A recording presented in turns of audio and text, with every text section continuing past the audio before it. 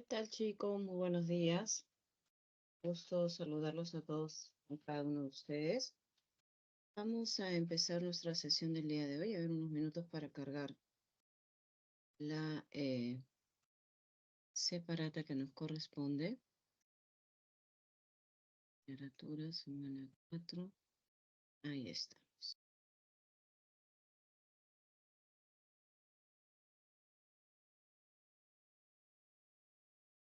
Muy bien. Ahí está. Vamos a compartirla.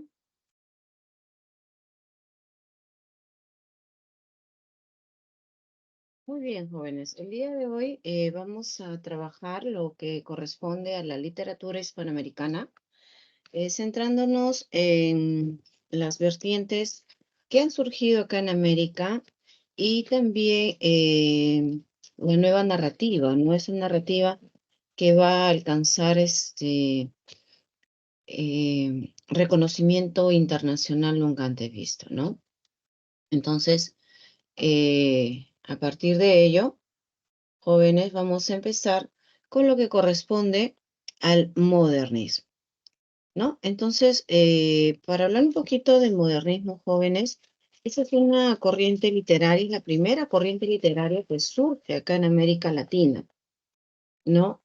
Y vamos a observar que esta corriente literaria surge aproximadamente en el año 1880 y se extiende hasta el año 1920. Va a ser, como ya les había indicado, el primer movimiento literario que surge acá en Hispanoamérica e influyó en la literatura española también de su época. Junto con ello, es pertinente indicar que esta corriente literaria se inspira en motivos de la realidad y lo sensibiliza valiéndose de la luz, la música y los colores. Por lo tanto, podríamos indicar de que es una literatura lírico-musical, ¿no? Asimismo, podríamos hablar dentro de lo que es su contexto. En primer lugar, sociohistórico, podríamos decir que se va a desarrollar en un periodo de importantes cambios socioeconómicos en los países hispanoamericanos. Aquí vamos a encontrar pues, que Hispanoamérica va a ser impactada por esos procesos de modernización de carácter capitalista. Entonces, Hispanoamérica va a iniciar con esos procesos capitalistas a lo largo eh, de sus sociedades, ¿no? Entonces, las sociedades tradicionales ya trazadas de nuestro país van a ser impactados por los procesos de modernización. Bien, entonces estas sociedades van a ir incorporando de manera paulatina y desigual rasgos propios de este carácter, ¿no? De este carácter capitalista. Desde un punto de vista social del artista, vamos a indicar que las obras de arte se transforman en mercancía. Por lo tanto, lo que el autor en esa época o el escritor va a producir va a tener que responder a ciertos parámetros editoriales, ¿no? Entonces, esos procesos, podríamos decir, afectaron la propia situación social de los autores de esta época. Entonces el artista deja de ser eh, protegido, ¿no? Por el mecenazgo, ¿no? De las clases dominantes y debe entrar a competir en el mercado artístico. Por lo tanto, para sobrevivir el artista necesita dedicarse a otras profesiones como el periodismo, la enseñanza, este, la diplomacia, entre otras actividades, ¿no? Entonces, el artista va a sentirse marginado por la sociedad dominada con ese afán de lucro y va a adoptar una pose de desprecio hacia el gusto vulgar, ¿no? Esto va a hacer que el artista se aísle y se consagre el arte como una actividad especializada. Por lo tanto, la actividad que vamos a ver en la época modernista va a estar más dedicada a lo que es el comercio. Entonces, como les decía, esa situación en la cual va a enfrentar el artista ya no tiene la protección de las mecenas, su obra compite en el mercado artístico, quién vende más, quién es el más leído, qué tanta producción va a tener. Se dedica a otras profesiones, como ya les indicaba, para sustituir el costo o de repente hasta que se venda su obra y pueda ganar dinero, pues se va a dedicar a otras profesiones como lo habíamos indicado, ya sea a la política, al periodismo, perdón, a la diplomacia o caso contrario a la enseñanza, ¿no? Entonces se siente marginado y rechaza el gusto vulgar y se consagra al arte, ¿no? Entonces ellos se consideraban como una sociedad de élite porque no cualquiera te manejaba o te podría construir un texto como se debiera. Entonces, ¿qué características principales va a tener aquí el modernismo? En primer lugar, vamos a ver el cosmopolitismo, es decir, ese interés ya por la cultura europea y norteamericana.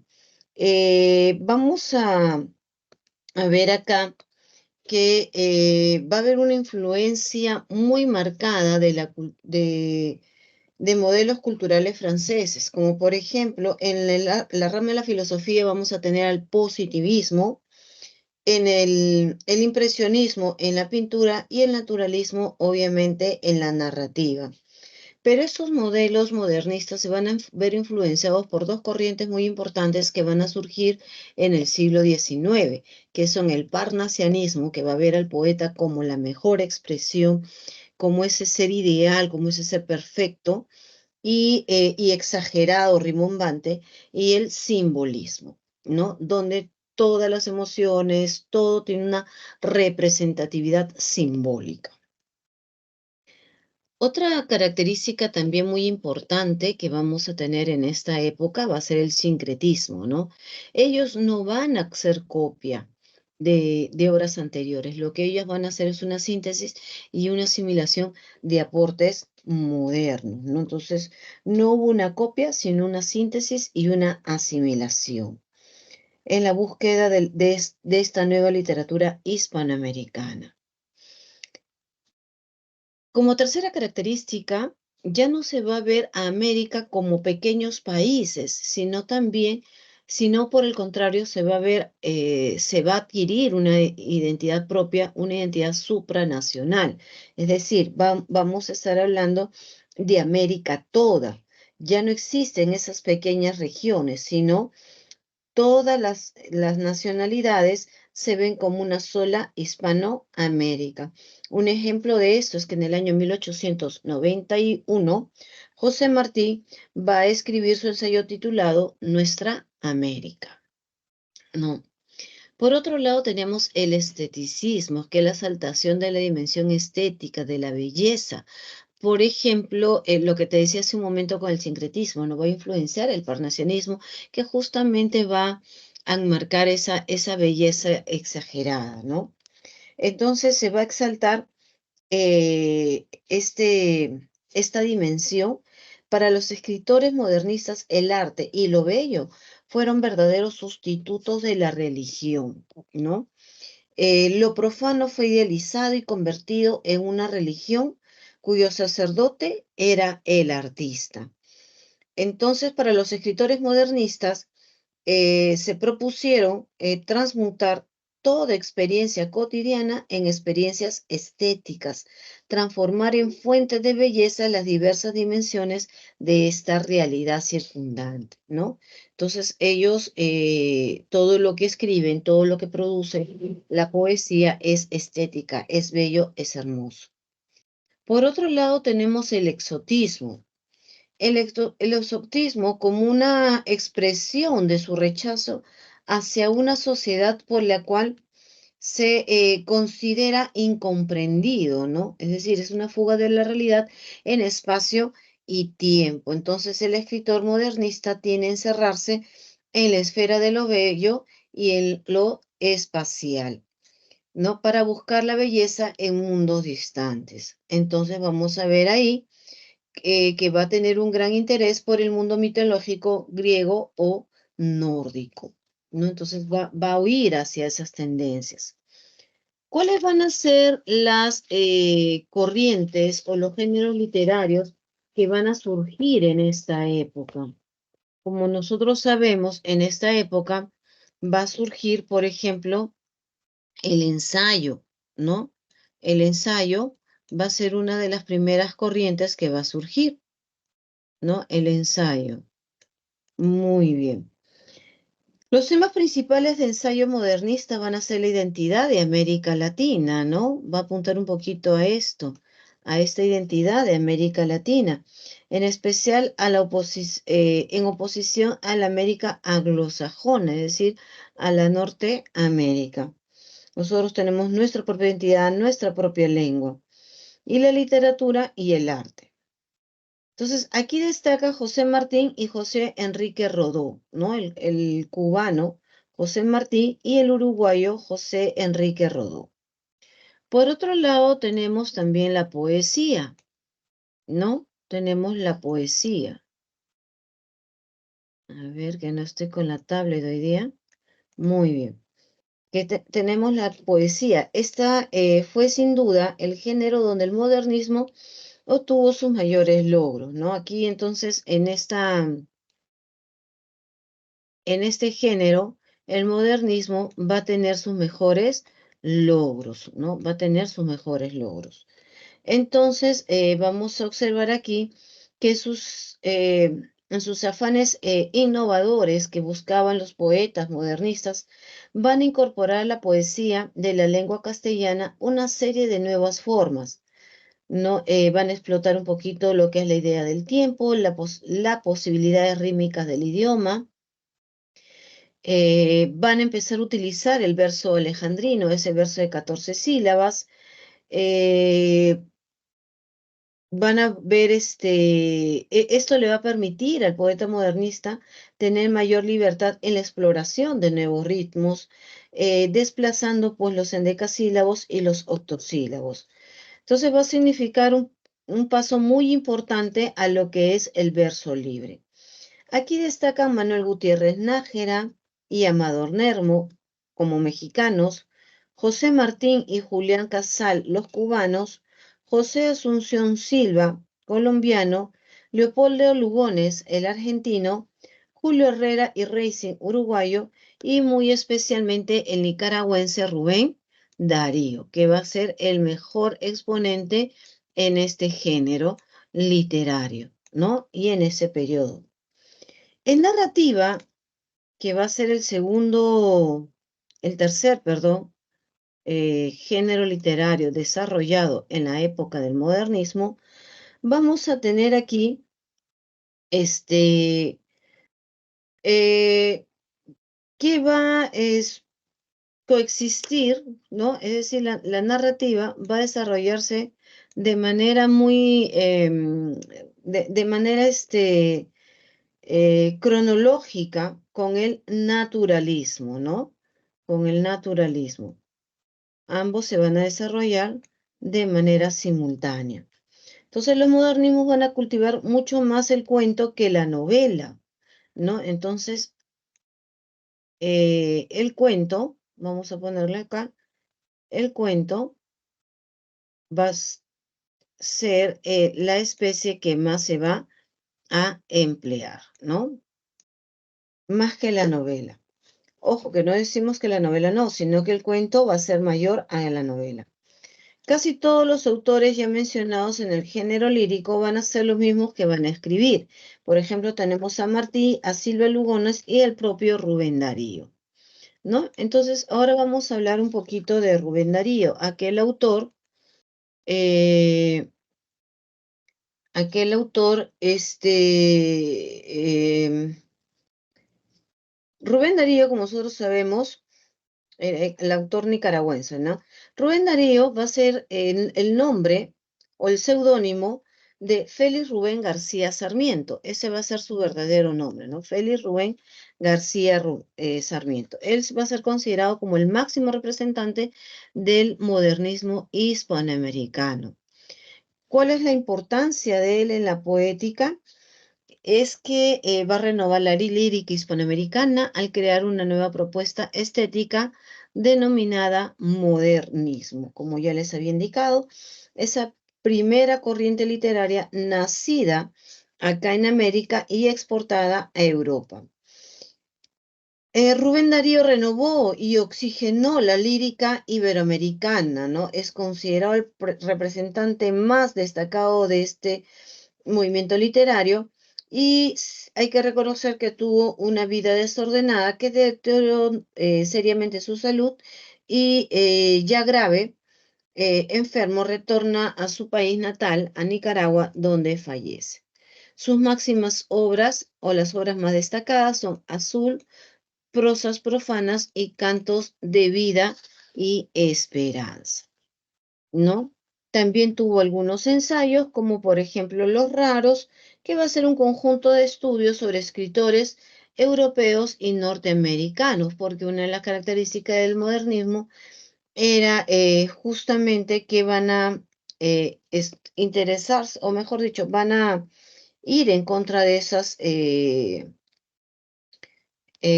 corrientes europeas, ¿no? Bueno, el modernismo hace tensión hacia las más recientes corrientes de la cultura europea y norteamericana. Entonces, continuando, acá estamos. Bien, continuando, vamos a tener su obra Azul. Azul va a ser publicada en Chile, como nosotros sabemos, en el año 1888, ¿no? Si bien es cierto, su obra anterior, escrita en Nicaragua, resulta más bien una obra con una tendencia más provinciana, imitativa de los modelos anticuados, ¿no? Es decir, copia un poquito a Becker, a Campoamor, a Víctor Hugo. Pero ya en Chile, sociedad más moderna y abierta a la influencia externa, eh, más abierta obviamente que su ciudad natal, toma contacto con los avances más recientes que se dan en la Europa, ¿no? En la sociedad europea, principalmente en la francesa. De esta manera es que Azul logra ser una obra que responde a la nueva estética entonces emergente acá en Hispanoamérica, denominada el modernismo. Recordemos que el modernismo sigue los modelos del parnasianismo y del simbolismo francés, ¿no? Entonces va a componer cuentos y poemas. Entonces, Azul va a comprender un conjunto de esos cuentos, de esos poemas. Asimismo, si hablamos un poquito de los cuentos, Rubén Darío va a saber asimilar con mayor acierto las nuevas orientaciones estéticas. Su estilo principal incorpora elementos poéticos en el cuento. Respecto al tema, nos habla sobre la situación del rechazo al artista en el mundo moderno y lo podemos ver en su primer cuento, El Rey Burgués, ¿no? Otro de los cuentos que tenemos ahí es El Sátiro Sordo, ¿no? Entonces los relatos en sí van a abordar diferentes temas, donde el más importante de todos ellos es el que te acabo de indicar, ¿no? El artista va a ser presentado como un ser idealista, incomprendido y rechazado por el mundo dominado por el egoísmo, dominado por el materialismo, ¿no? Es decir, el poeta es un ser muy ideológico, es un ser muy ficcional, es un ser muy, podríamos decir, utópico, ¿no? Y que no está encajado con lo que es la realidad. Ahora bien, el estilo que vamos a encontrar acá eh, en los cuentos de Rubén Darío van a incorporar una serie de elementos poéticos, pasajes de pura subjetividad lírica, descripciones concentradas en imágenes de gran plasticidad, gran cuidado en el trabajo de la sonoridad verbal. eh, el cuento cuando tú lees, por ejemplo, Rubén Darío, no vas a ver una prosa marcada con un lenguaje común, con un lenguaje coloquial, sino más bien el lenguaje es lírico, te emociona, te hace como pensar que sigues leyendo la poesía, pero desde otra perspectiva. Es muy idealista al momento de presentar sus figuras y las problemáticas. Por ello se dice que tiene gran cuidado en el trabajo de la sonoridad verbal. Estos rasgos poéticos establecen el lazo de unidad con los textos propiamente líricos, ¿no? Por otro lado, los poemas que se encuentran dentro de la obra Azul, las poesías también muestran bastante variedad. eh, el año, por ejemplo, lírico, que va a ser un conjunto de 4 poemas sobre las estaciones del año, donde se combina la presencia de la naturaleza y el sentimiento amoroso, ¿no? Entonces, por ejemplo, tenemos a una estrella o pensamiento de otoño, son de temática más amorosa. Otros poemas tienen como temática central a la propia literatura, principalmente en el poema Los Medallones, dedicado a alguno de los escritores más admirados por Rubén Darío.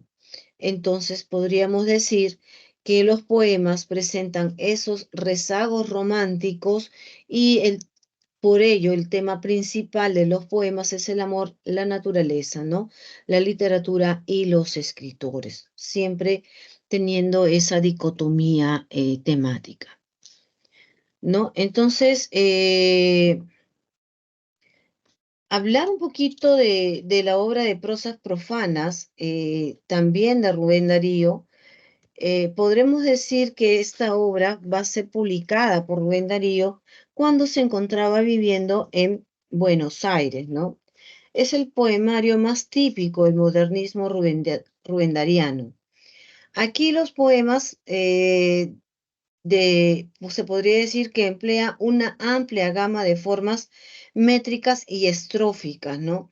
Y aborda una variedad de temas.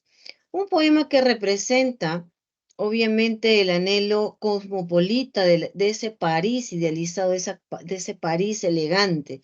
Recordemos que de París se toman todos los modelos literarios de la época, ¿no?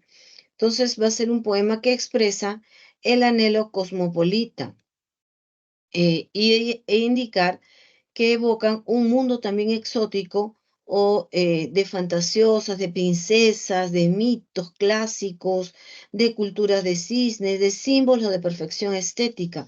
Recordemos que el parnasianismo influye en la poesía y el parnasianismo tiene esa idea del perfeccionamiento poético, ¿no? Entonces, hablar un poquito de esta poesía hispanoamericana, también es importante hablar de este poeta, que en lo personal admiro bastante.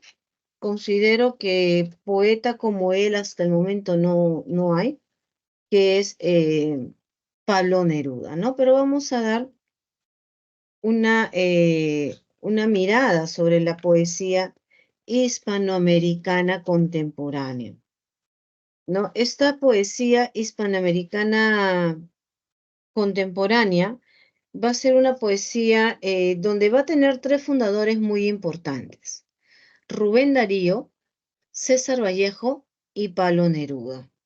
Bien, van a ser los poetas que más van a influenciar en este periodo de poesía hispanoamericana y también en España, ¿no? Un honor para nosotros como peruanos saber que dentro de de este tridente majestuoso hay un peruano.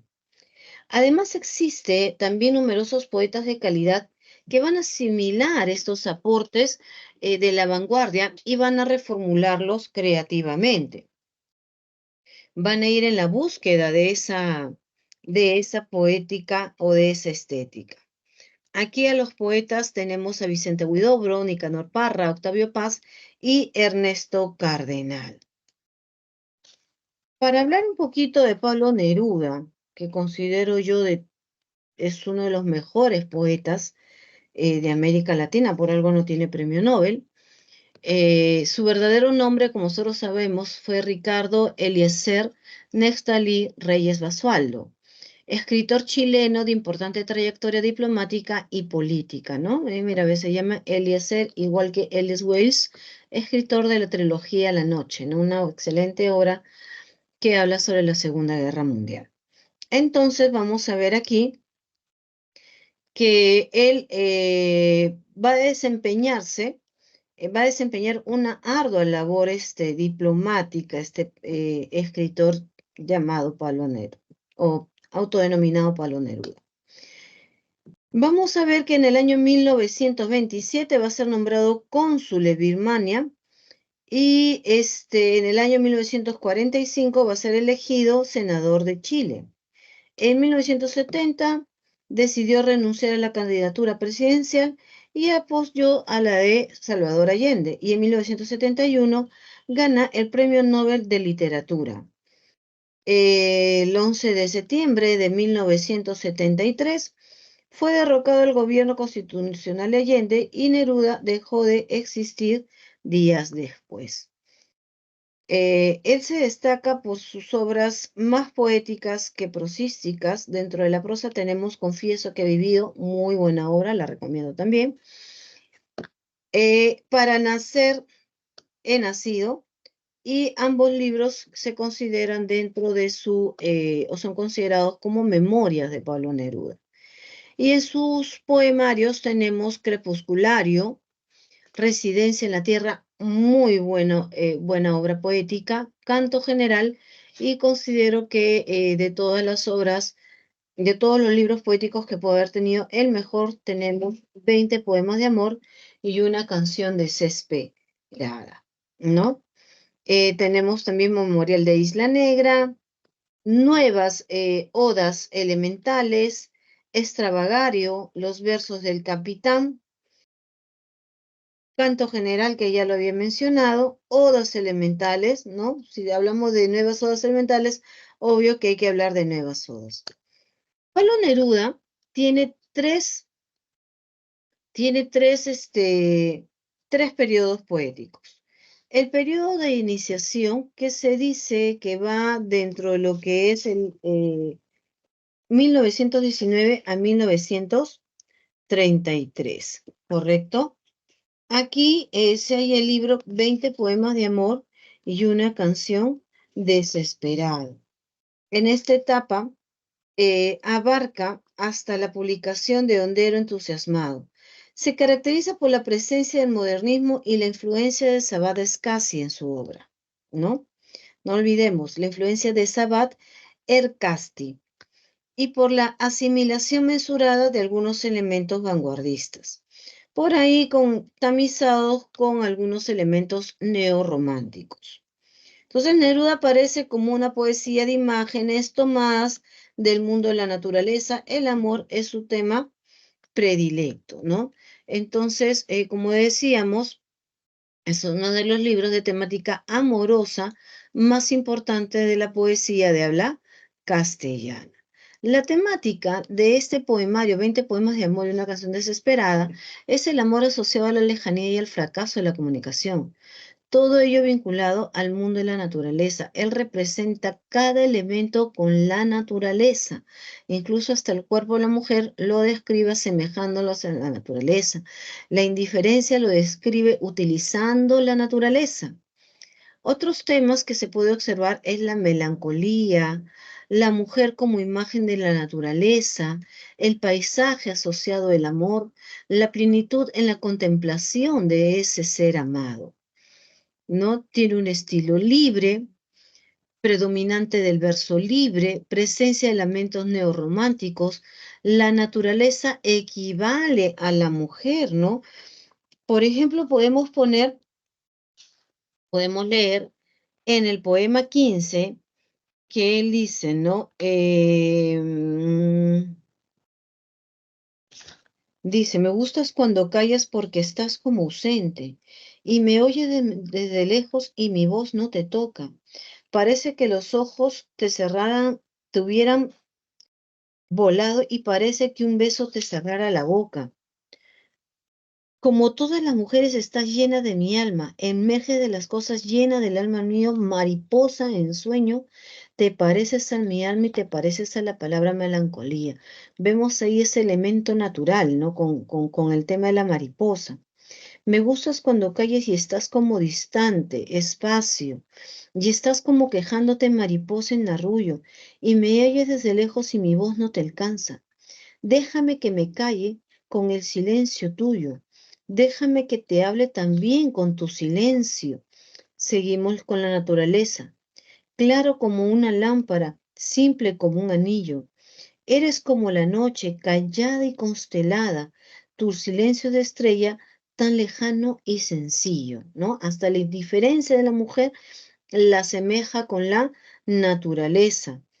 Incluso, o bueno, me gustas cuando callas porque estás como ausente, distante y dolorosa, como si hubieras muerto. Una palabra entonces, una sonrisa basta, y estoy alegre, alegre de que no sea cierto. Entonces vemos cómo Pablo Neruda va confluyendo los elementos de la mujer, la indiferencia, la mujer misma, a través de la naturaleza, ¿no?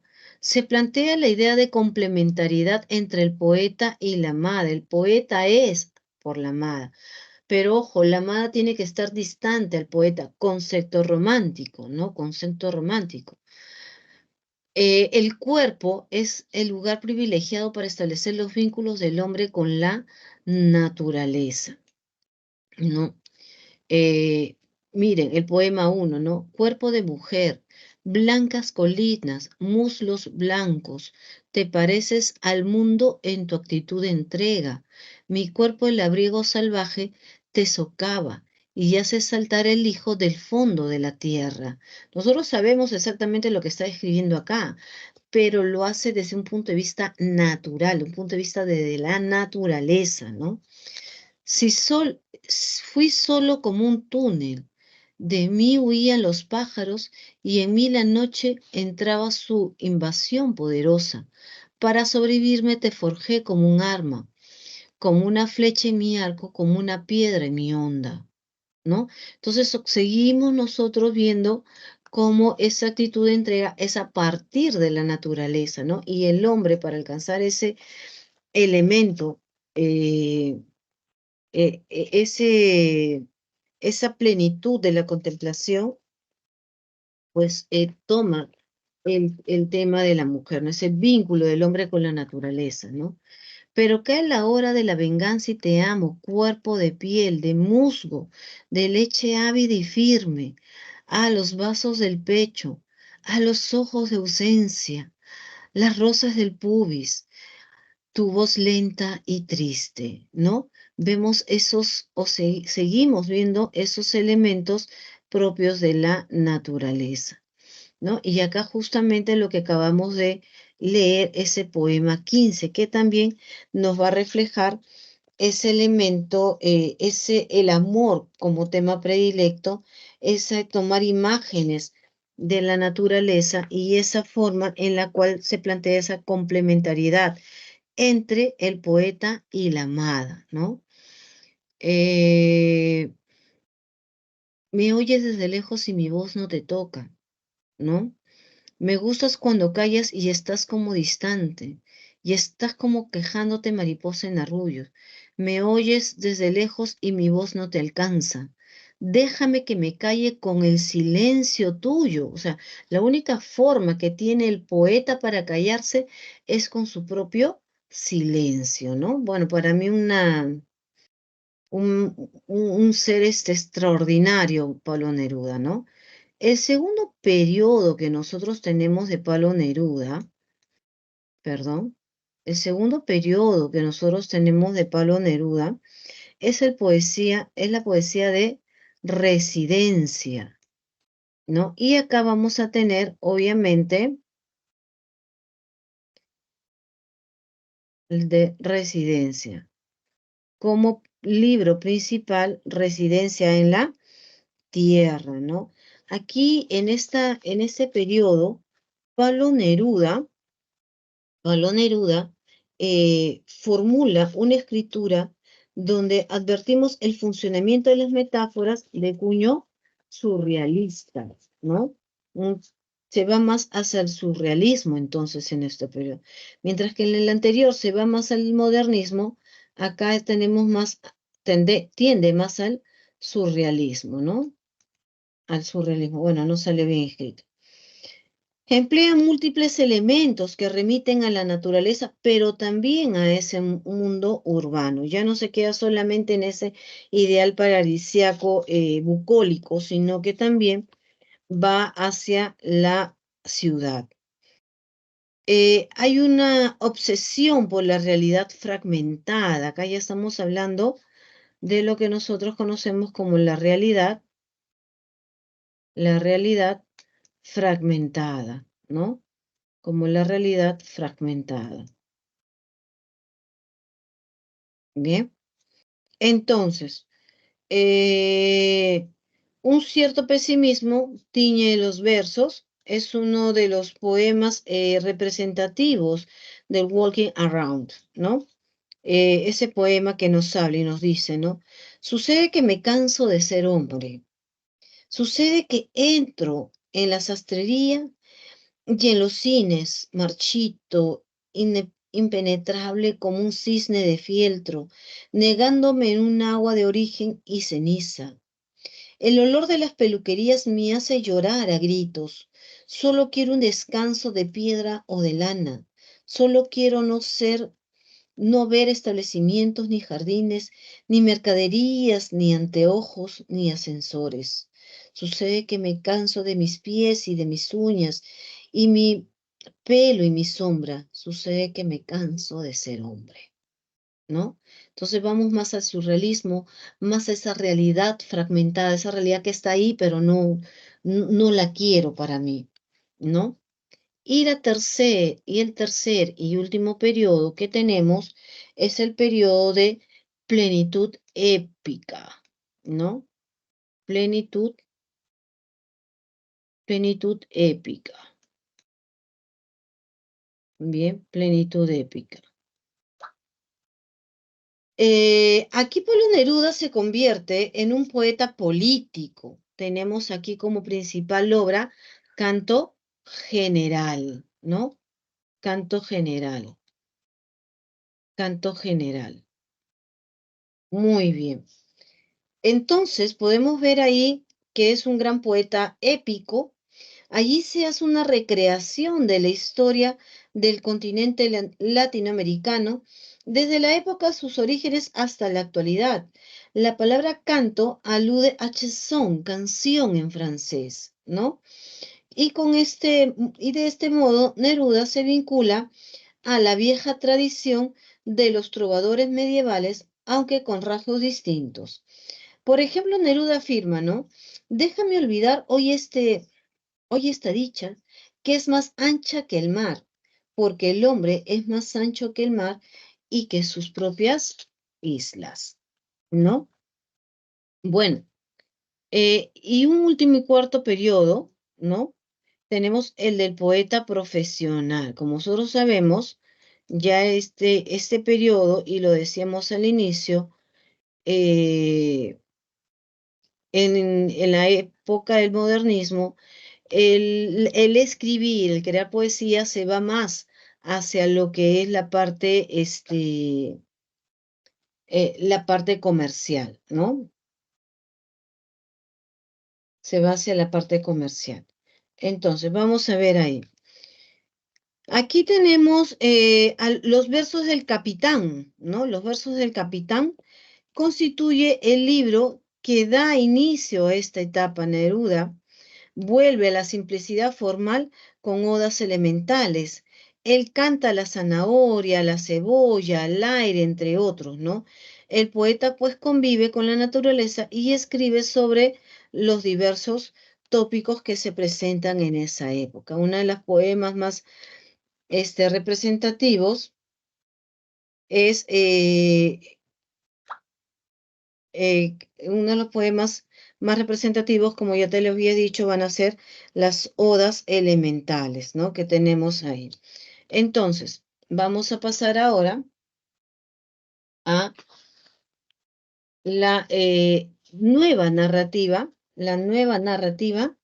hispanoamericana, ¿no? Esta narrativa hispanoamericana, como nosotros sabemos, va a ser la llamada, esa nueva, los resultados del impacto de las corrientes antes mencionadas, ¿no?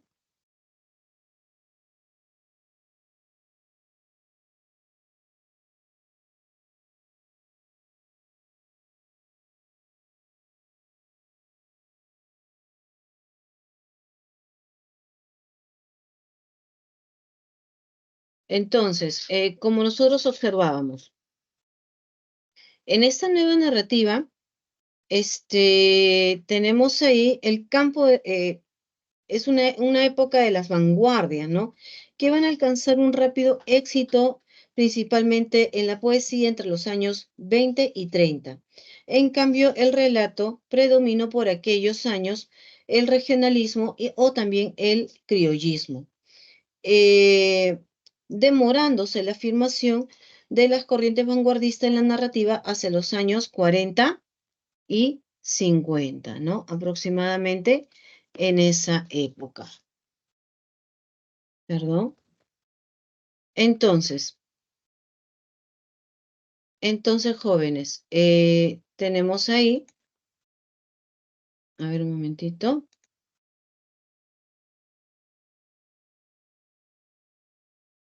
muy bien. Entonces, podemos observar que existen tres etapas muy fuertes, ¿no? La nueva narrativa va a ser el resultado de la influencia vanguardista en el campo de los géneros narrativos. Tenemos por ahí la época emergente, que se da más o menos en los años 2020, 1920 y 1930. En esta etapa aparecen de manera incipiente algunas obras impactadas por los lenguajes de vanguardia. En la segunda etapa tenemos de consolidación que va entre 1940 y 1950 y se publican obras de gran calidad que expresan las nuevas modalidades narrativas. Por ejemplo, acá tenemos Borges, tenemos Miguel Ángel Asturias, Alejo Carpentier, Néstor Sábato y Juan Rulfo, ¿no? Eh, Estos van a desplazar paulatinamente al regionalismo. Y en la tercera etapa es de apogeo o boom, que se va a dar en 1960 hasta 1970 aproximadamente. El boom va a ser ese fenómeno en el que coincide con la producción narrativa de muy alta calidad y de un gran éxito editorial, no solo en América Latina, sino también a nivel mundial. Acá los autores representativos tenemos a Julio Cortázar, Gabriel García Márquez, Carlos Fuente y el peruano, hoy premio Nobel, Mario Vargas Llosa, ¿no? Otro peruano encontramos de gran importancia en la narrativa, ¿no? Entonces, podríamos decir que los años 20 fue los años que más,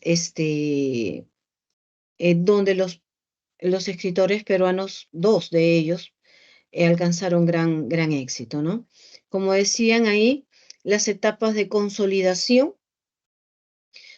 se van a publicar algunas obras de calidad desplazando al regionalismo. Por ejemplo, Borges va a publicar ficciones, Carpentier en El reino de este mundo, Miguel Ángel Asturias, El señor presidente, Juan Rulfo, Pedro Páramo y Ernesto Sábato, El túnel. Ya en el boom latinoamericano vamos a tener a Mario Vargas Llosa con Conversación en la Catedral, Gabriel García Márquez con Cien años de soledad, Julio Cortázar con Rayuela y Carlos Fuentes con su obra Artemio Cruz, ¿no? La muerte de Artemio Cruz. Entonces, ¿qué contexto social vamos a enfrentar en esa época? En primer lugar, vamos a tener una etapa de modernización de los países latinoamericanos, ¿no? Van a desarrollar. Entonces, las estructuras tradicionales van dejando el paso a nuevas formas de organización de tipo más capitalista. Es decir, hay un gran desarrollo de las ciudades latinoamericanas, pasan de ser rurales a urbanas. En un segundo punto, hay un gran desarrollo de estas ciudades latinoamericanas, ¿no? También la modernización no resolvió mucho de los problemas estructurales de América Latina. Por ello se buscó en diversos países fórmulas alternativas al capitalismo. El caso más importante fue el de la Revolución Cubana, ¿no? Hacia mediados de 1970, como nosotros sabemos, se van a instalar dictaduras represivas, lo cual generó una fuerte crisis social, ¿no? Y tenemos ahí esos aspectos. ¿Y qué características nosotros vamos a ver? En primer lugar, la multiplicidad de voces o punto de voces. Se supera al narrador omnisciente. El relato es presentado por varias perspectivas. Entonces, el relato ya no va a ser contado solamente por un narrador, sino que van a intervenir otras voces, ya sea de distintos personajes o de narradores que plantean versiones muy diferentes de los hechos que se están presentando, ¿no? También vamos a tener otro aporte muy importante, el monólogo interior, técnica que busca representar el libre fluir de la conciencia y de las ideas del personaje. Entonces, esta técnica literaria va a permitir al narrador introducirse en la mente de sus personajes.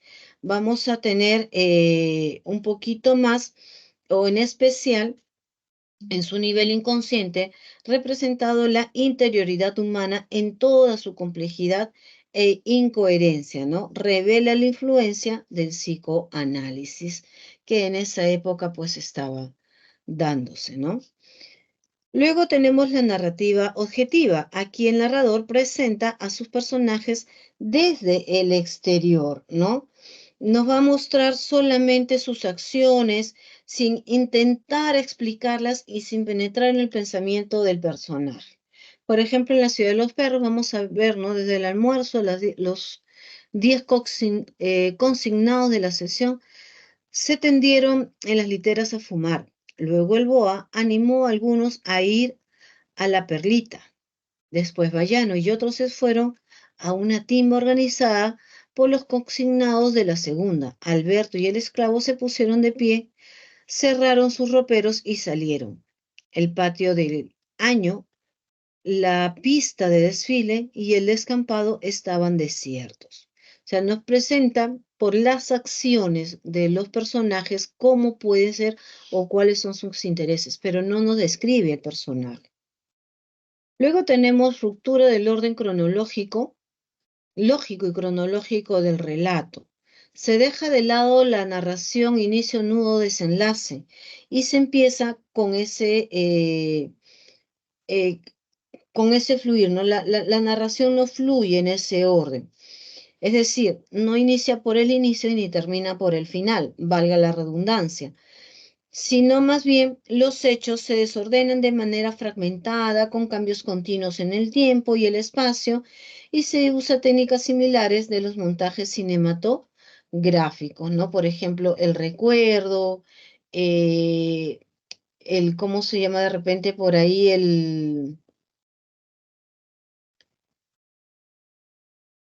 Este, lo que es el recuerdo, lo que es la evocación, lo que es de repente que se da una conversación y proyectan hacia otro aspecto posterior, etcétera.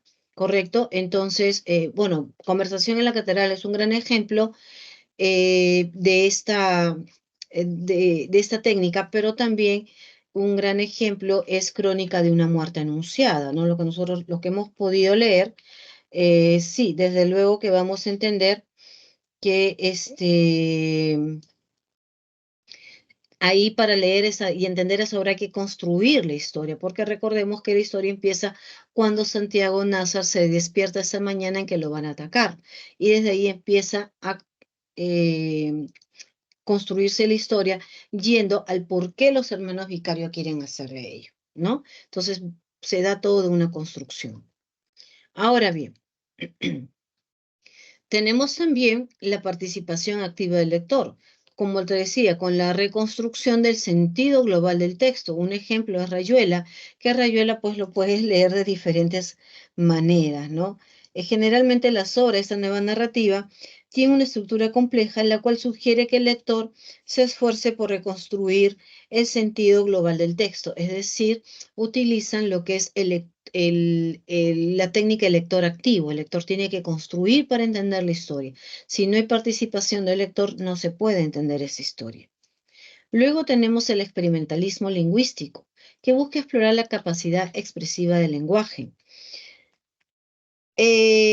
Por ejemplo, apenas él le amalaba el noema, a ella se le agolpaba el clésimo y caían en hidromurias, en salvajes ambonios, en sus sústalos exasperantes, cada vez que él procuraba relamar las incopeluzas, se enredaba en un grimado quejumbroso y tenía que involucionarse, perdón, de cara al nóvalo, siendo como poco a poco las arnillas se espejunaban, ¿no? Entonces vemos ahí cómo construye con palabras que de repente no hemos escuchado antes y va construyendo su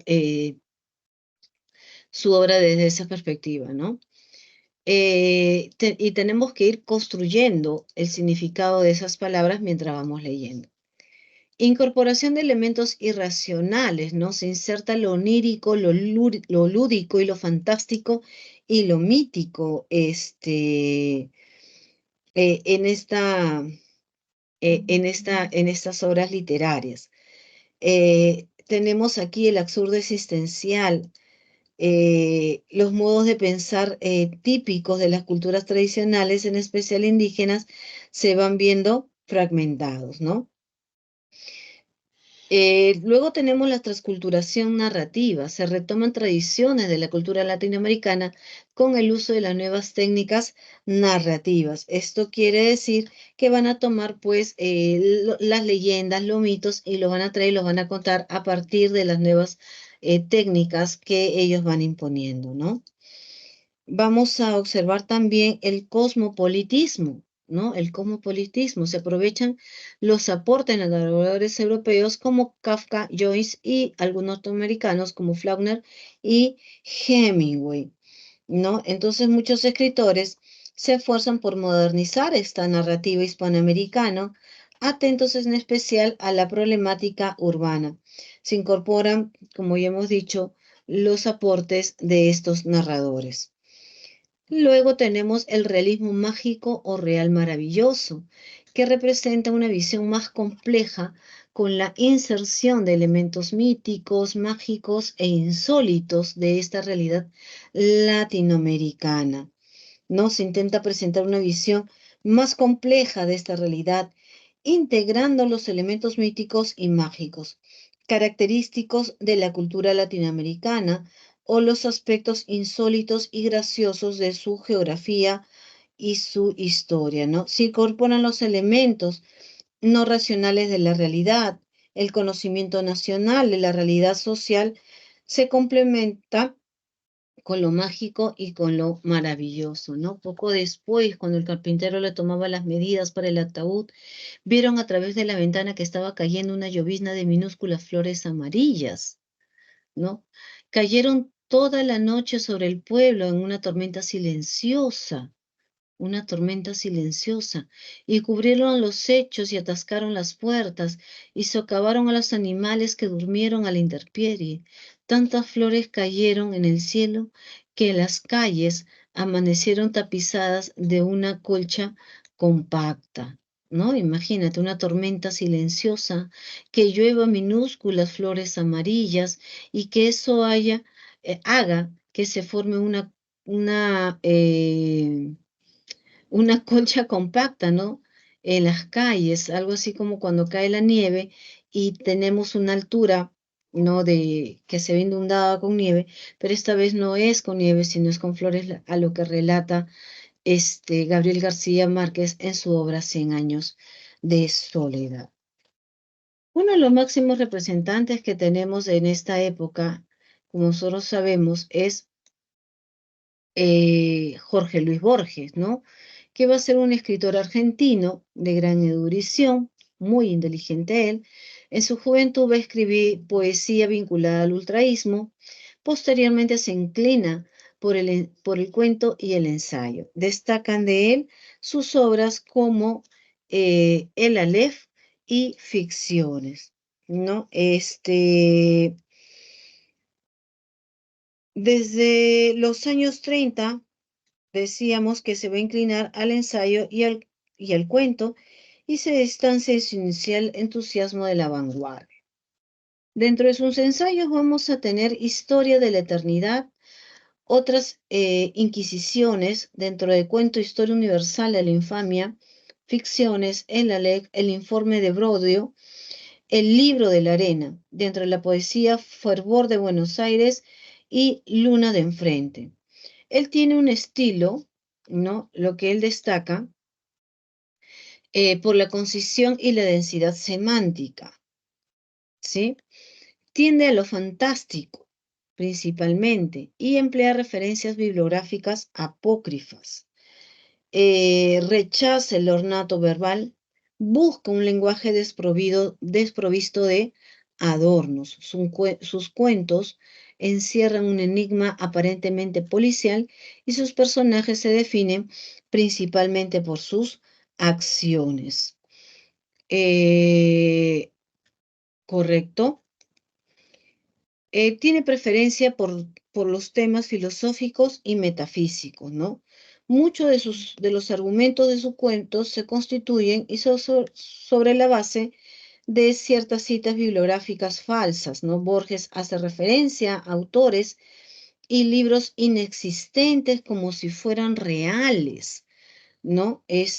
Sus cuentos encierran aparentemente un enigma policial que debe ser resuelto, pero el fondo plantea un problema filosófico. La investigación corre a cargo de algún personaje narrador o del propio lector también. Los personajes de sus cuentos se definen por sus acciones y la obra de él construye a partir de libros sobre la base de lecturas tanto literarias como filosóficas. En gran parte de los cuentos Borges se escriben dentro de las modalidades de las nuevas narrativas fantásticas. Entonces vamos a ver ahí que él tiene predilección por temas filosóficos y metafísicos. Principalmente tenemos ahí el caos y el orden, el mundo entendido como una realidad absurda, sin sentido, como un laberinto.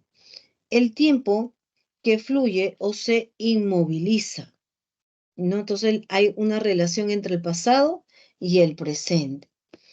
La identidad metaforizada en la figura del doble, la relación entre el yo y los otros, ¿no? Podemos observar ahí. Eh, Tiene temas referidos al enfrentamiento o luchas, lides. Tenemos ahí el cuchillo como símbolo de violencia, el coraje, la cobardía, la muerte, la lucha o el enfrentamiento en un momento crucial, ¿no? Que va a marcar la vida de los personajes. Tenemos ahí el doble y los espejos como metáforas de identidad y el azar como un factor central en la estructura del universo. Y recordemos que tiene una ambigüedad entre la realidad y la ficción. Bien, entonces dentro de su obra Ficciones, que consta de dos partes, no está agrupada en dos volúmenes, Los jardines de senderos que bifurcan y Artificios, ¿no? Bifurcan fue publicada en el año 1941 y Artificios en 1944, ¿no? Cada una con su prólogo respectivo. La primera parte va a contener, es decir, Bifurcan, 7 cuentos, entre los que destacan Pierre Mermat, autor del Quijote, y la Biblioteca de Babel. En la segunda parte contienen 9, entre ellos Funes de Memorioso y El Sur. Borges articula en este libro su propuesta literaria definitiva, ¿no? Los posteriores libros, tenemos el Aleph, el libro de la arena, prosiguen y ahondan la estética y los temas formulados en ficciones. Entonces, estos cuentos deslumbran por su gran erudición literaria, filosófica y su imaginación. En la trama fantástica o detectivesca, cada suceso está cuidadosamente elaborado y premeditado, ¿no? Incorpora la ambigüedad y los constantes equívocos, ¿no? Ello se realiza no solamente para plantear sucesos sorpresivos, sino también para presentar nuevas y desconocidas facetas de la realidad de la ley, dentro de la obra. Hablar de Alejo Carpentier, ¿no? Es hablar del poeta cubano, novelista, ensayista y musicólogo, ¿no? Hombre de vasta cultura que va a influenciar notablemente en esta literatura latinoamericana. Va a ser considerado uno de los principales artífices de la renovación literaria en nuestro continente. porque él va a plantear lo llamado real maravilloso, ¿no? Lo real maravilloso como característica de nuestra realidad.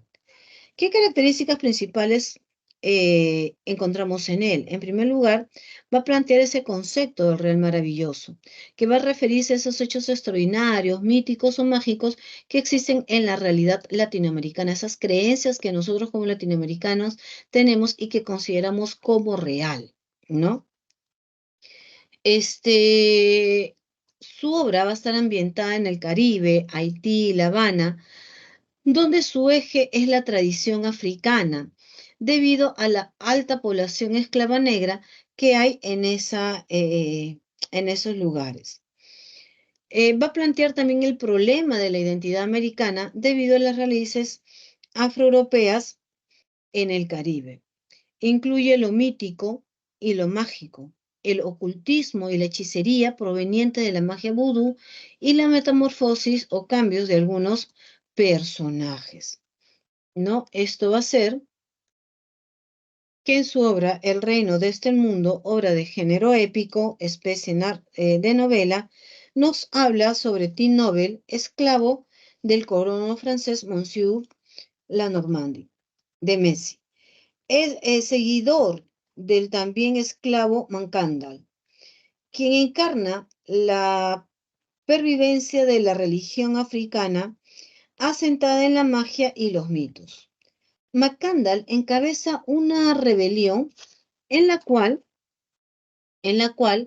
eh, le envenena sigilosamente a sus amos o envenena sigilosamente a sus amos franceses. Cuando es delatado, asume la apariencia de diversos animales y así vigila la lealtad de los otros esclavos.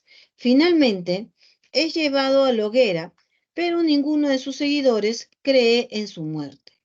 Luego de años, llegan a la isla los nuevos edictos que ordenan liberar a los esclavos, aparándose en los principios de la Revolución Francesa.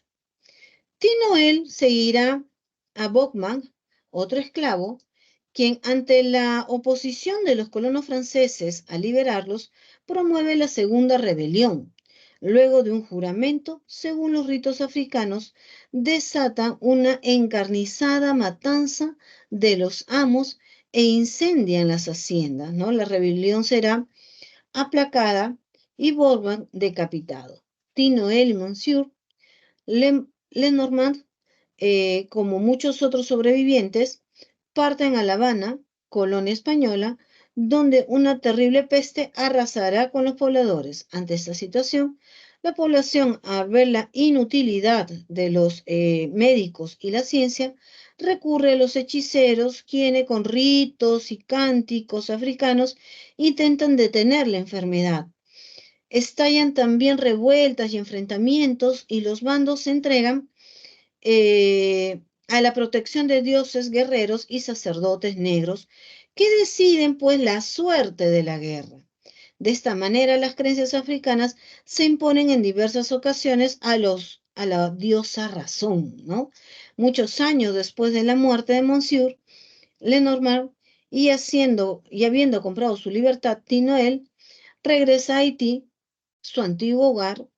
Allí verá el reinado de del primer monarca negro, Henry Christopher, y será víctima de su tiranía, peor que la de los franceses.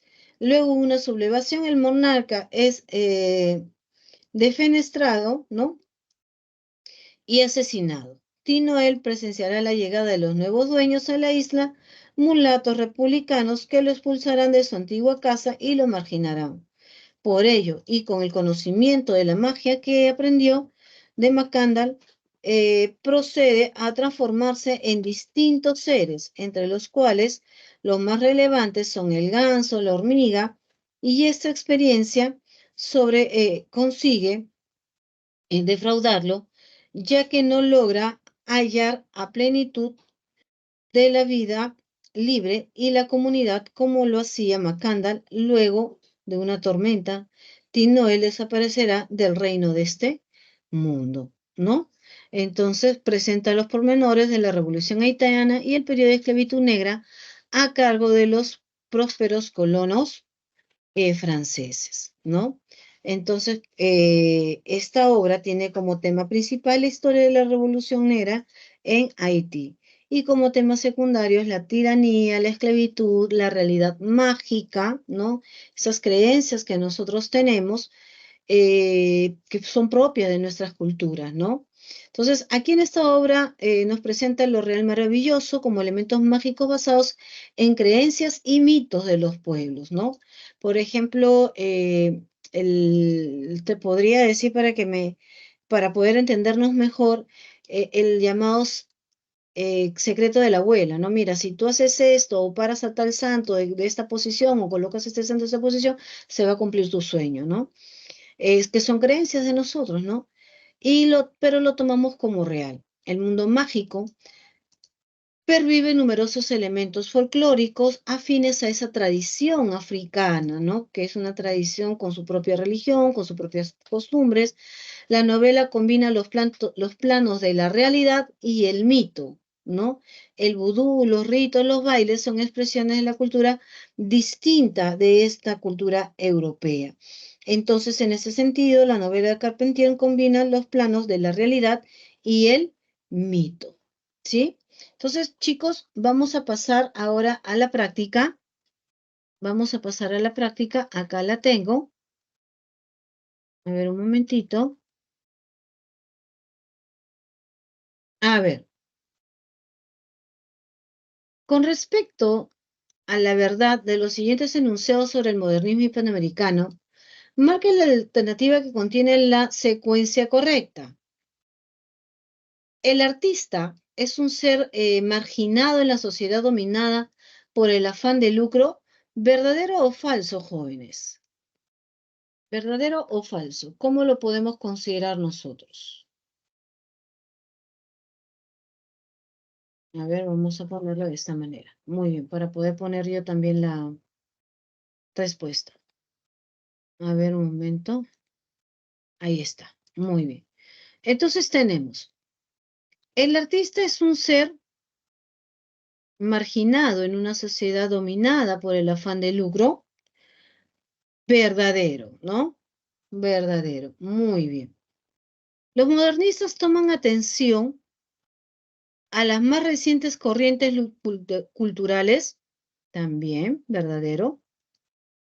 La escritura modernista no logra síntesis y asimilación de los aportes europeos, por el contrario, ¿no? Dice que es una escritura que no copia, sino que sintetiza y asimila los aportes europeos. Y el modernismo se propone representar a Hispanoamericana con propia identidad. Verdadero. Hablamos de la supranacionalidad, ¿no? La nacionalidad americana. Por lo tanto, la respuesta en la pregunta 1 es alternativa A. Muy bien, chicos. Pregunta 2. A ver, te doy unos minutos. Pregunta 2. Nos dice, ¿qué tema de 20 poemas de amor en una canción desesperada de Pablo Neruda aparece en el siguiente verso del poema 1? A ver, nosotros ya lo hemos visto.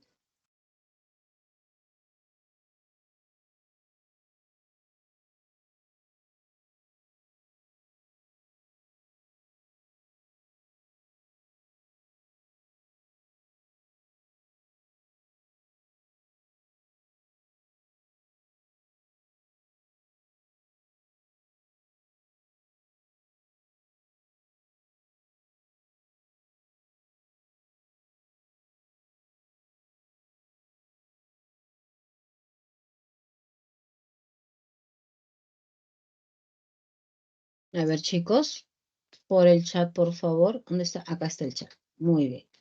A ver, ¿cuál sería la respuesta?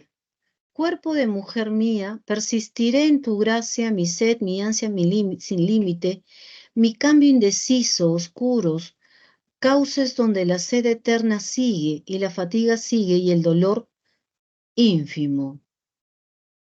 Tenemos la contemplación del ser amado en plenitud, el paisaje como escenario vital del amor, la melancolía como móvil de recuperación, ¿El amor asociado al inminente fracaso o el fracaso del amor ante la incomunicación? A ver, chicos, respuesta. Respuesta, jóvenes.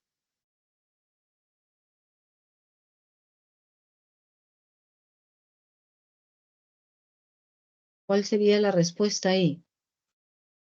A ver, la contemplación del ser amado, el paisaje como escenario, la melancolía como móvil, el amor asociado al inminente fracaso o el fracaso del amor ante la incomunicación. Respuesta, jóvenes. Alternativa. Vamos, sí sabemos. Cuerpo de mujer. Persistiré en tu gracia. Ojo, va a persistir en la gracia de la amada. Mi sed, mi ansia sin límite, mi camino indeciso. Eso es la amada. Oscuro causos donde la sed externa sigue, y la fatiga sigue y el dolor sigue. Sigue hablando de la amada. Entonces estamos hablando de la contemplación del ser amado en plenitud. Por lo tanto, también es alternativa A. ¿Correcto, jóvenes? A ver, ¿estamos ahí, chicos? Vamos respondiendo. A ver, marque la opción que contemple correctamente el siguiente enunciado sobre 20 poemas de amor de Pablo Neruda. En este poemario se convierte en un espacio que permite recuperar los vínculos entre el ser humano y la... ¿Se acuerda que hablábamos nosotros de esa vinculación?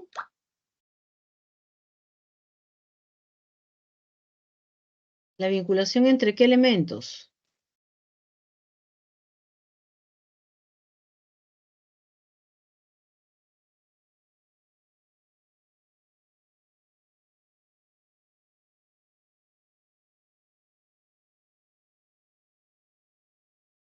A ver, chicos, ¿entre qué elementos? A ver, jovencitos, Japura. A ver, por ahí tenemos a Crisanto, a Díaz, Espinosa, Martínez, Melchor. Vamos, chicos, sí se puede.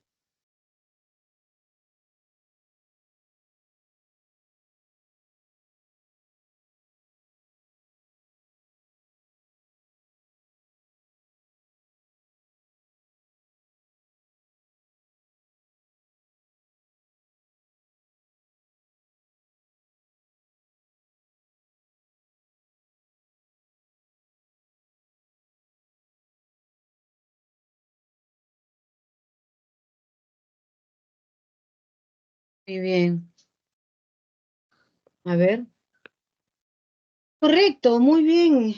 Cuerpo y naturaleza. Muy bien, Sánchez. Muy bien, Raimundo. Cuerpo y naturaleza. Alternativa A. Creo que no se ve bien, ¿no? Vamos a ponerle este A. Siguiendo el orden. A. Y hasta el momento A. ¿No? Muy bien.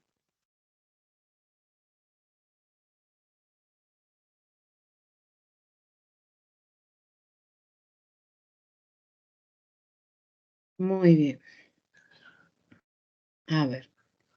4. Con respecto a las características de la nueva narrativa latinoamericana, la exige que el receptor se esfuerce por reconstruir el sentido global del texto, mientras que el flujo de la conciencia propone,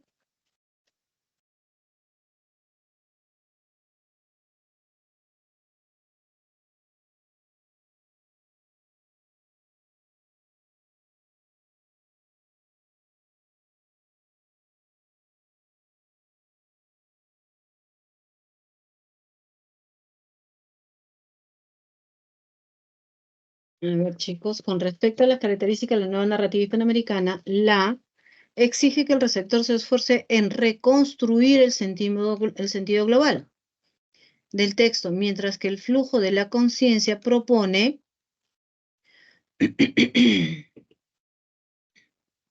¿se acuerdan que hablábamos de un nuevo tipo de autor?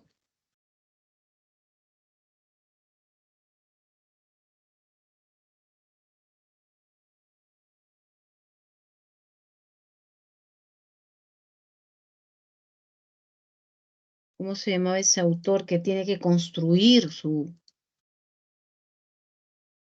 a ver, el receptor, es decir, el lector, ¿no? El lector va a construir o reconstruir la historia, les decía, ¿no? En Crónica de una muerte anunciada, empieza cuando Santiago Nazar despierta, ¿no? Y a partir de ese momento empiezan a construirnos la historia de por qué los hermanos vicarios querían asesinarlo. Entonces, ¿eso qué hace con el lector? El autor está ahí tranquilito, reseccionando la historia.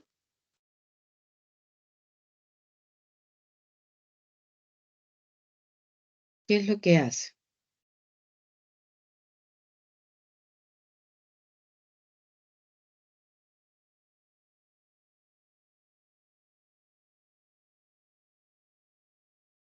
A ver, voy a dejar de compartir y voy a compartir mi pantalla completa, porque creo que sí se puede.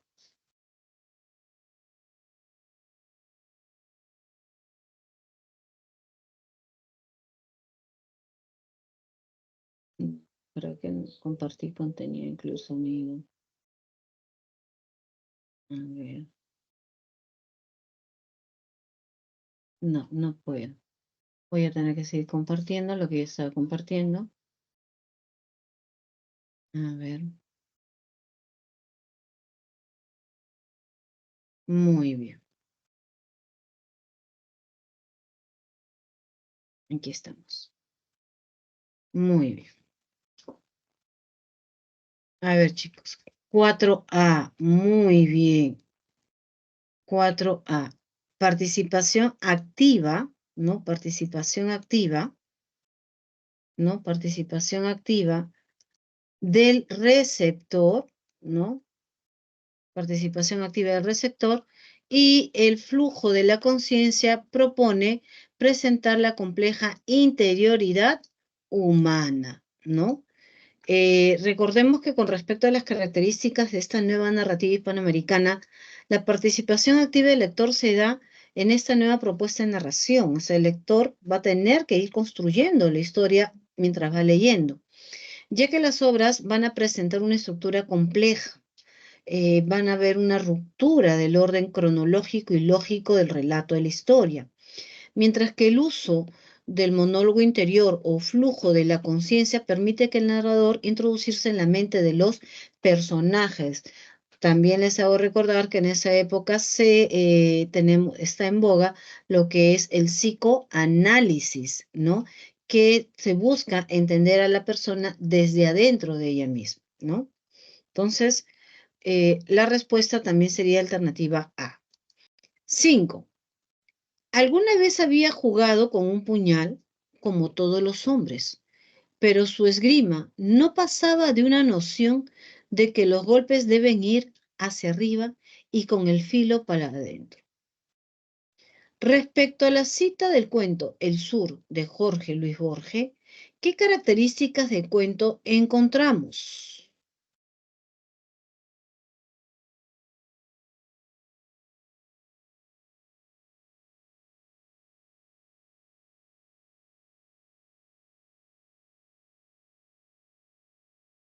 Ya, las referencias a enfrentamientos o lides, batallas, el mundo entendido como una realidad absurda, la relación entre el yo y los otros, la preferencia por temas metafísicos, el tiempo que fluye o se inmoviliza, ¿qué elementos encontramos ahí?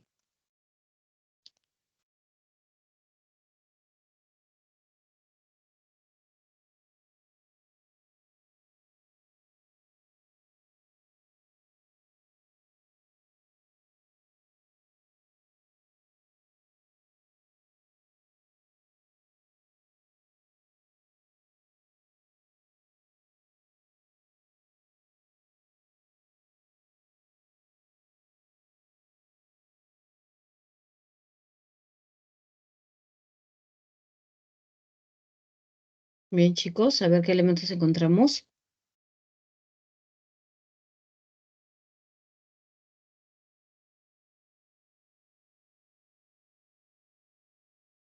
Centrémonos, chicos, ¿alguna vez ha jugado con un puñal?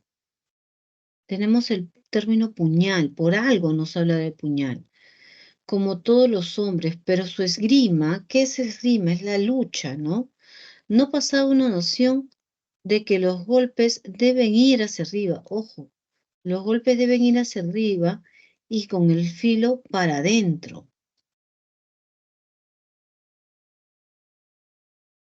Tenemos puñal, tenemos golpes, tenemos filos, conceptos que se relacionan entre sí, ¿no? Y si yo esos conceptos, puñal, golpes y filo, los relaciono, ¿cuál sería la posible respuesta?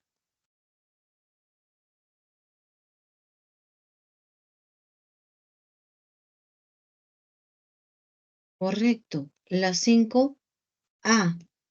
Excelente. ¿Por qué? Porque tenemos ahí, ¿no? Las referencias a enfrentamientos y lides. Lides se llama conflictos, batallas, guerras, pleitos, ¿no?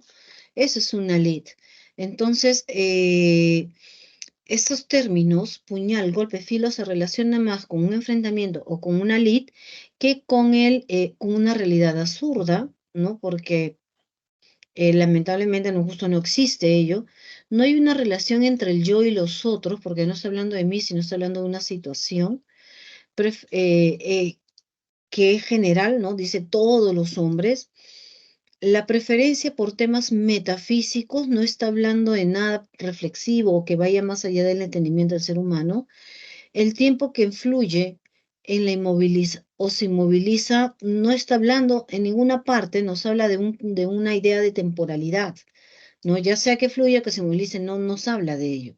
Entonces, en el fragmento, el puñal o cuchillo se refleja como un símbolo de violencia, de coraje varonil, de luchas, ¿no? Y lit significa luchas. Entonces, ahí tenemos esa relación. Bien, ahora vayamos a la siguiente pregunta.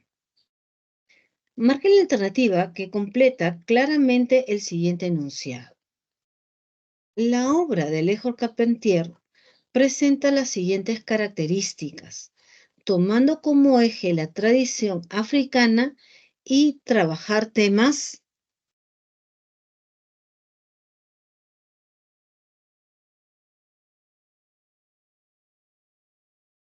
Alejo Carpentier contempla claramente el siguiente enunciado, ¿no? Marque la alternativa que completa correctamente el siguiente enunciado. La obra de Alejo Carpentier presenta las siguientes características, tomando como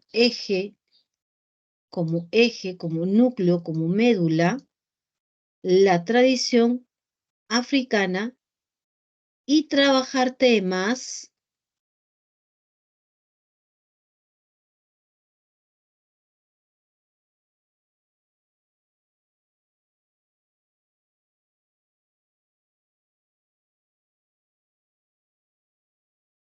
Por ahí nos proponen 6A.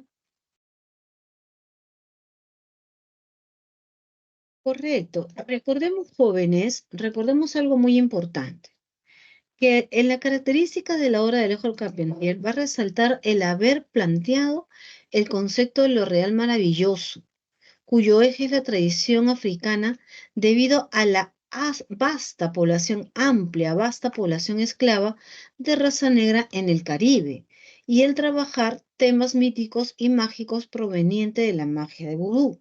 Recordemos también que para el autor, lo real maravilloso es patrimonio natural de América Latina, porque no es un tipo de ficción literaria, sino que presenta elementos basados en las creencias o mitos de estos pueblos latinoamericanos o culturas como las africanas, trasplantadas en las colonias, sino que es algo propio de nuestra cultura, ¿no? Si nosotros nos vamos al interior del país, vamos a encontrar estos elementos mágicos religiosos, esas creencias. Por ejemplo, el muki, en aquellas zonas donde hay minería, ¿no? Ese duendecito que están en las cuevas, en las minas, ¿no? Entonces, eso es parte de nuestra cultura, indica este Alejo Carpentier. como se podría decir, nuestra sangre, ¿no? Nuestra huella digital legendario para nosotros los hispanoamericanos, ¿no? O para nosotros los hispanos, ¿no? Entonces tenemos que ver por ello, ¿no? O tomando esto en cuenta, debemos entender que la novela de Jorge Carpentier va a combinar eh, tanto la realidad como lo mítico, como lo fantasioso. Entonces va a haber esa combinación de elementos, ¿correcto? Muy bien. Vamos a ver ahí, en esta pregunta anterior, pues es que va a tomar va a trabajar esos temas míticos, mágicos, provenientes de la magia vudú africana, ¿no? 7. Señale la alternativa que completa correctamente el siguiente enunciado. Lo real maravilloso consiste en presentar una visión más compleja de la realidad, para lo cual integra elementos, acabamos de decirlo.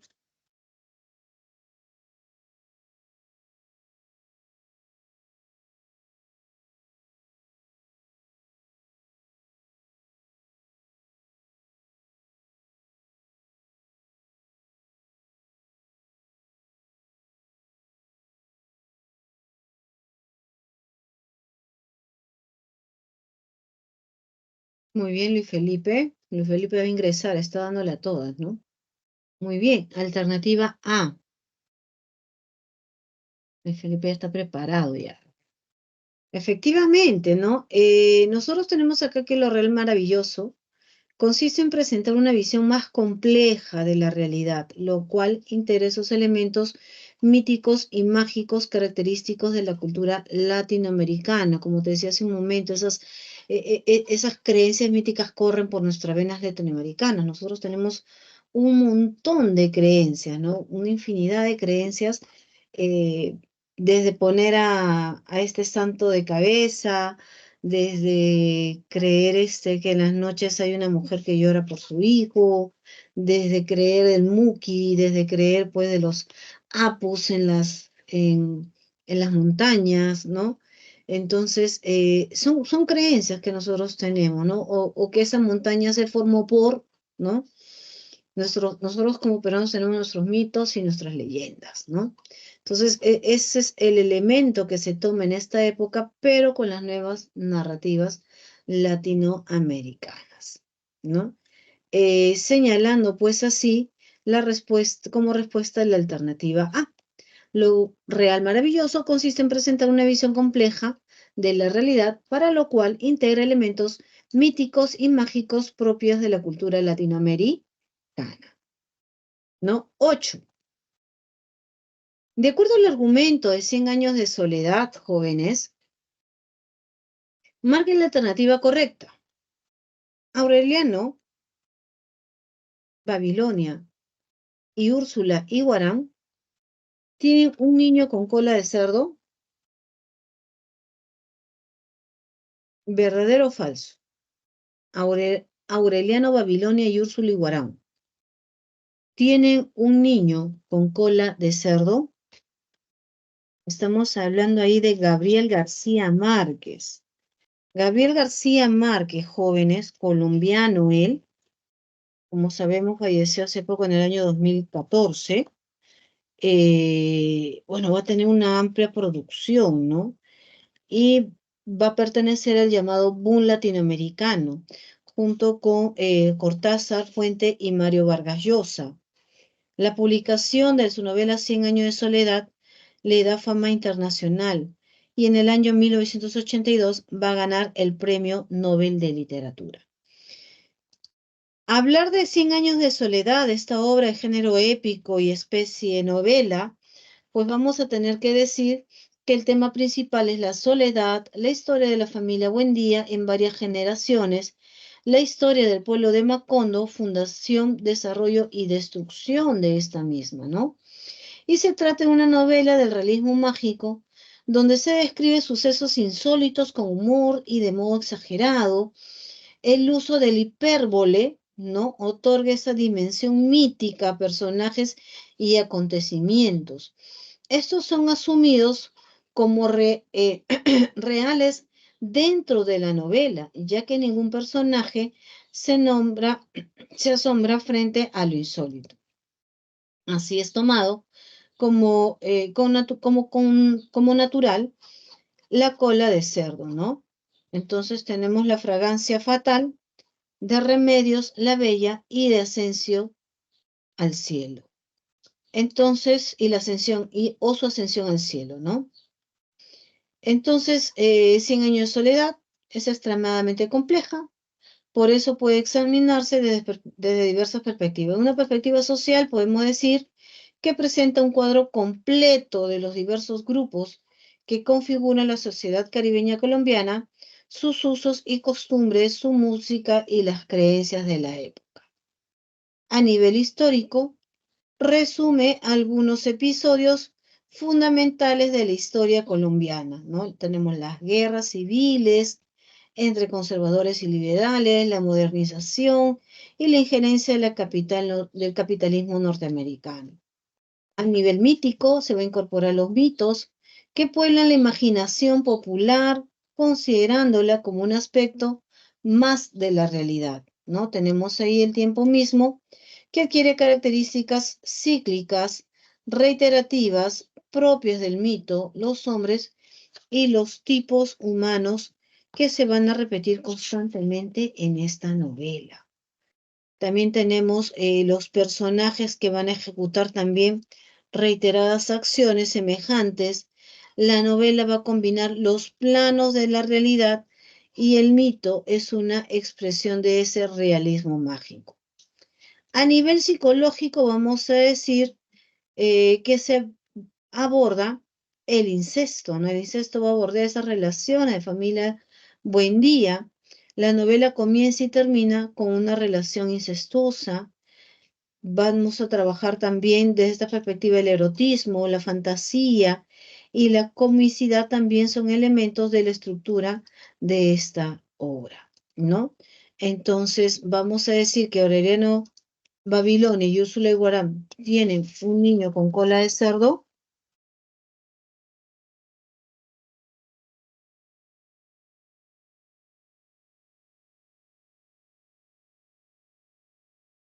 Recordemos algo muy importante, jóvenes, que el niño con cola de cerdo nace de la última pareja de los Buendía, ¿no? Entonces, no van a ser ellos dos, ¿no? No van a ser ellos dos. Entonces, ahí la respuesta es falsa. Después de un altercado, los Buendías abandonaron el pueblo de Macondo. Recordemos que Macondo es arrasado por el viento y borrado de cualquier memoria humana, porque las estirpes condenadas a 100 años de soledad no tenían una segunda oportunidad sobre la tierra, ¿correcto? Y esto se da después del nacimiento del niño con cola de cerdo. Entonces a ver, después del altercado, José Manuel Morán, la esposa decide irse a la tierra y funda Macondo. A ver, muy bien, falso. Macondo se moderniza con la llegada de una compañía bananera. A ver qué decimos.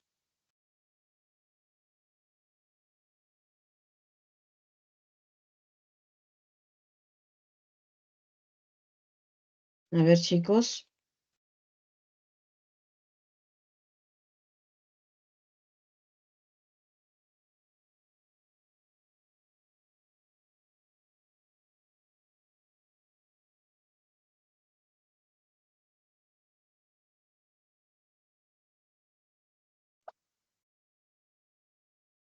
La peste extermina a la familia Buendía. No, falso. La 4 es falso.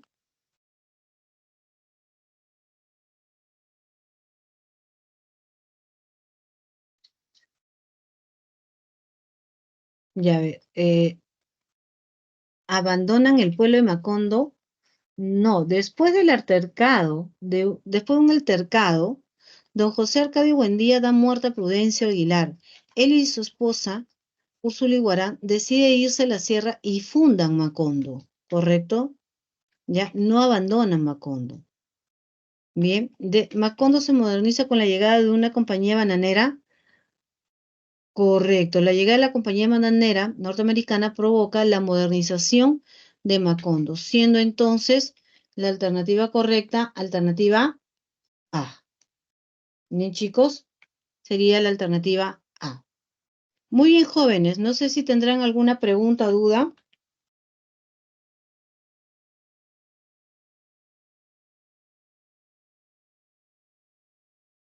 sobre el tema trabajado.